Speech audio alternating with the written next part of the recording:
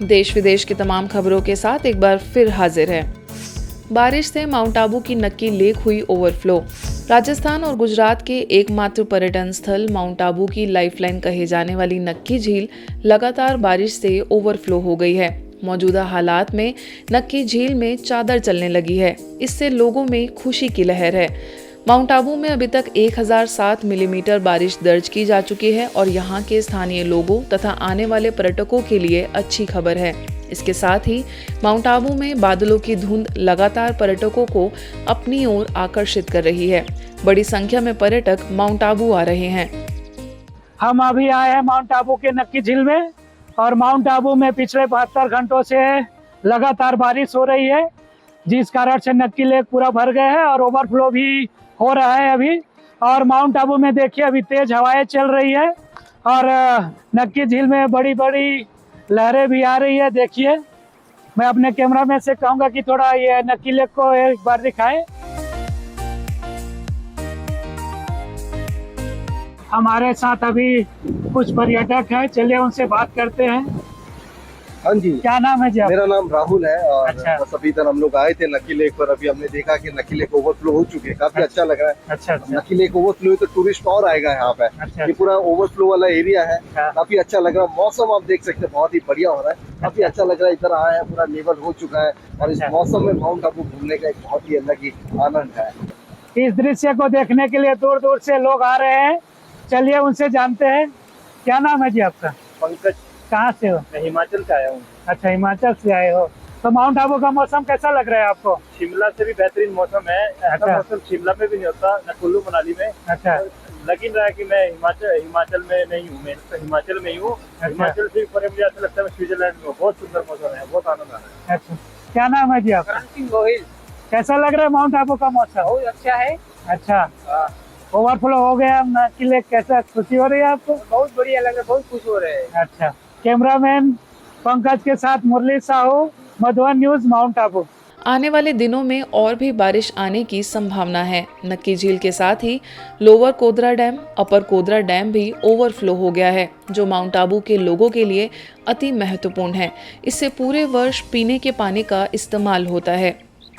ऐसा कहा जाता है कि जब नक्की झील ओवरफ्लो हो जाता है तो पूरे वर्ष भर माउंट आबू में पानी की कमी नहीं होती। और इस देखिए कितना सुंदर दृश्य है।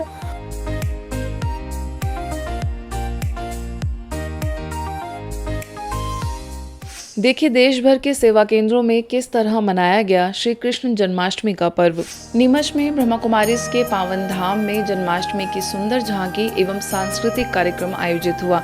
सर्वगुण संपन्न 16 कला संपन्न श्री कृष्ण के जन्मोत्सव की धूम देखने को मिली। पर्व पर भव्य साज सज्जा, मोर पंखधारी युवा श्री कृष्ण व पालने में झूलते बाल गोपाल आदि की मनोरम झांकियां सजाई गई। सब जोन प्रभारी बीके सविता ने जन्माष्टमी का आध्यात्मिक रहस्य समझाते हुए बताया कि निकट भविष्य में श्री कृष्ण की स्वर्णिम दुनिया आने वाली है। तो वहीं वरिष्ठ राजयोगी बीके सुरेंद्र ने भी सभी को जन्माष्टमी पर्व की बधाइयां देकर परचिंतन से मुक्त रह आध्यात्मिक उन्नति के लिए प्रेरणा दी। सांस्कृतिक कार्यक्रम की शुरुआत गरबा रास से हुई, जिसके पश्चात सुंदर भक्ति गीतों पर बच्चों व युवाओं ने अपनी प्रस्तुतियां दी। हर साल की तरह पंजाब के अमृतसर स्थित लॉरेंस रोड सेवा केंद्र पर भी नन्हे बाल कलाकारों ने राधे कृष्ण का रूप धारण कर सभी का मन मोह लिया। स्थानीय प्रभारी बीके आदर्श के निर्देशन में हुए इस आयोजन में सभी कृष्ण जन्म की खुशियों में झूमते नजर आए। साथ ही श्री दुर्ज्ञाना तीर्थ स्थल पर आध्यात्मिक प्रदर्शनी द्वारा सभी को पर्व का महत्व स्पष्ट किया गया। चलिए इसकी और जानकारी लेते हैं हमारी संवाददाता बीके सुनीता से। आज के दिन ब्रह्मा कुमारीज के भाई बहन हर साल श्री दुर्ज्ञाना मंदिर में आकर 40 सालों से प्रदर्शनी लगा रहे हैं। ऐसे ही अभी लगी हुई है प्रदर्शनी और दूर दूर से दूसरे शहरों से भी लोग आए हुए हैं। हर किसी को ये शुभ संदेश दिया जा रहा है कि परमपिता परमात्मा शिव धरती पर आ चुके हैं और इस धरती को स्वर्ग बनाने का अपना शुभ कार्य कर रहे हैं।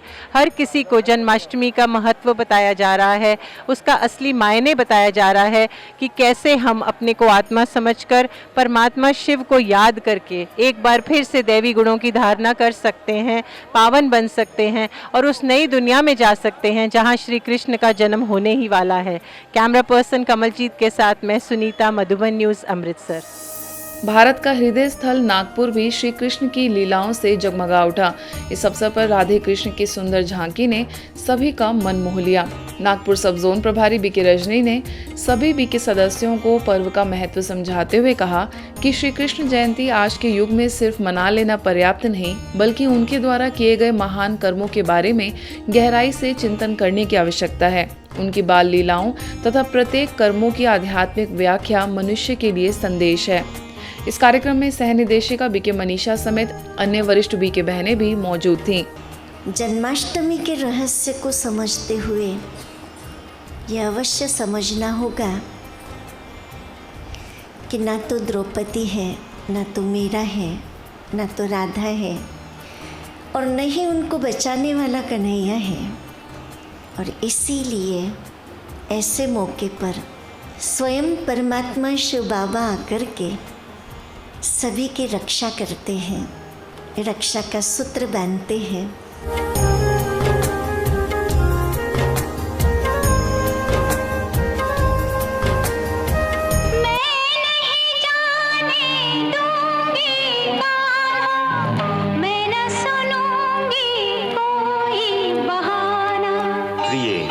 किसी का मन ना तोड़ो, देखो सुनो, जाने दो, छोड़ो।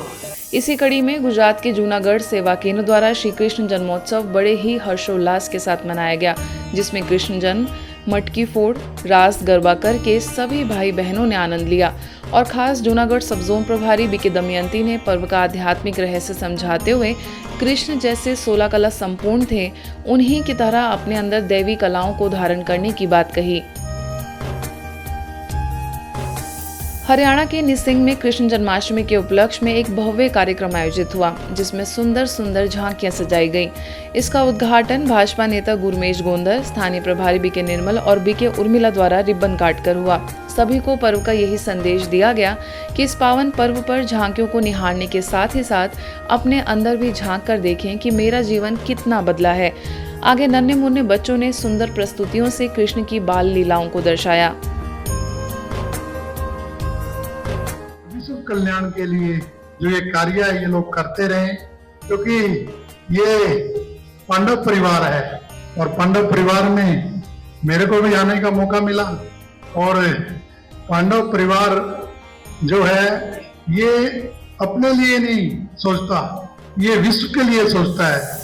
दिल्ली हरिनगर सेवा केंद्र पर जन्माष्टमी का पर्व बहुत ही धूमधाम से मनाया गया, जहां प्रभारी बीके शुक्ला दीदी ने इस जन्माष्टमी पर्व पर श्री कृष्ण के अंदर जो मूल्य और विशेषताएं हैं उन्हें अपने जीवन में उतार कर अंदर छिपे शत्रुओं का नाश कर इस पर्व को सार्थक बनाने का सभी से संकल्प कराया। बच्चों ने सांस्कृतिक कार्यक्रम की प्रस्तुतियां दी, वहीं गीता ज्ञान ही जीवन का सार, परिवर्तन शक्ति की पहचान, सशक्त इंसान, स्वर्णिम भारत, सुदामा कृष्ण इत्यादि का आध्यात्मिक रहस्य समझाती अद्भुत आकर्षक झांकियां सजाई गई।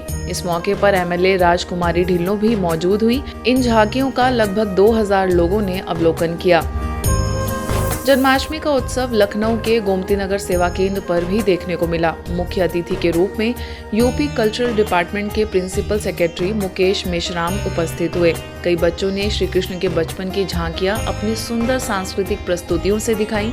वहीं स्थानीय प्रभारी बीके राधा ने बताया कि जैसे ही श्री कृष्ण का जन्म हुआ वैसे ही सारे ताले टूट गए, अर्थात जब हम अपने अंदर दैवी संस्कारों का आह्वान करेंगे तब विकारों के बंधन टूट जाएंगे। ये जो हमारा विश्वविद्यालय है, यह विश्वविद्यालय ज्ञान के प्रत्येक उस ऊर्जा को एक्टिवेट करने के लिए है जो हमको पॉजिटिविटी से भर दे। अहमदाबाद के जीजीआरसी में भी जन्माष्टमी की अलग ही रौनक देखने को मिली। आत्मा परमात्मा के मिलन की रास में सब झूमते नजर आए। निदेशिका बीके अमर समेत बीके बहनों ने जन्माष्टमी पर्व पर मटकी तोड़कर खुशियां मनाई। साथ ही पर्व के रहस्य को समझ श्री कृष्ण के दिव्य गुणों को अपने अंदर धारण करने का सभी ने संकल्प लिया। आइए देखते हैं गुजरात ग्लोबल रिट्रीट सेंटर का भव्य नजारा।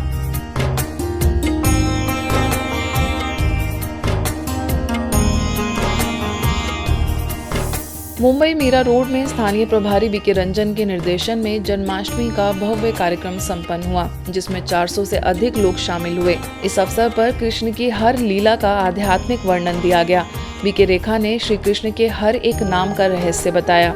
वहीं कार्यक्रम में पहुंचे फिल्म इंडस्ट्री के जाने माने कलाकार, एक्टर एंड मॉडल ध्रुव और Brijesh, singer doctor Shashi, celebrity manager Shashi Mittal ने अपने शब्दों के द्वारा कार्यक्रम के प्रति शुभकामनाएं व्यक्त की। भगवान श्री कृष्ण का जो उत्सव है वो इतने प्यार से, इतनी मधुरता से यहाँ पर सेलिब्रेट किया जा रहा है और सब दीदी जो एक खुद से ही एक भगवान श्री कृष्ण को मन में बिठा करके सब लोगों को प्रचार प्रसार और दिल आत्मा से उनको बांटती हैं, उनका प्रेम हम सब में, वो मुझे बहुत अच्छा लगता है कि हमने परमात्मा को नहीं देखा लेकिन हम दीदी के रूप में, ब्रह्म कुमारी के रूप में हम आत्मा से परमात्मा का मिलन महसूस करते हैं, सुन सकते हैं, देख सकते हैं। बहुत ही खुशी हुई। आप सबको कृष्ण जन्माष्टमी की बहुत बहुत शुभकामनाएं।